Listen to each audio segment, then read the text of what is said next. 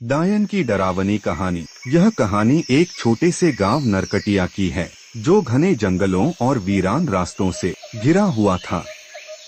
गांव के लोग अक्सर सूरज ढलने से पहले ही अपने घरों में बंद हो जाते थे, क्योंकि उन्होंने एक डायन के बारे में डरावनी कहानियां सुन रखी थीं, जो रात के समय गांव के आसपास मंडराती थी। कहते हैं कि कई साल पहले गांव में रूपाली नाम की एक औरत रहती थी। लोग उसे अलग थलग रखते थे, क्योंकि वह थोड़ी अलग सी दिखती थी। लंबे काले बाल, तीखी आँखें और हमेशा अकेली रहती थी।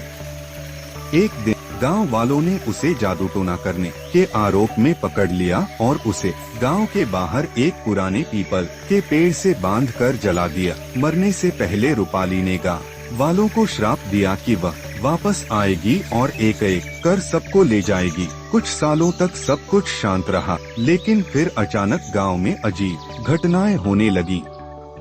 रात के समय बच्चों के रोने की आवाजें सुनाई देती और सुबह होते ही किसी न किसी की लाश मिलती। चेहरा डर से विकृत और शरीर अकड़ा हुआ। गांव वाले समझ गए कि रूपाली की आत्मा वापस आ गई है और वह अब एक डायन बन चुकी थी। सबसे डरावना किस्सा रामू नाम के एक लड़के का था।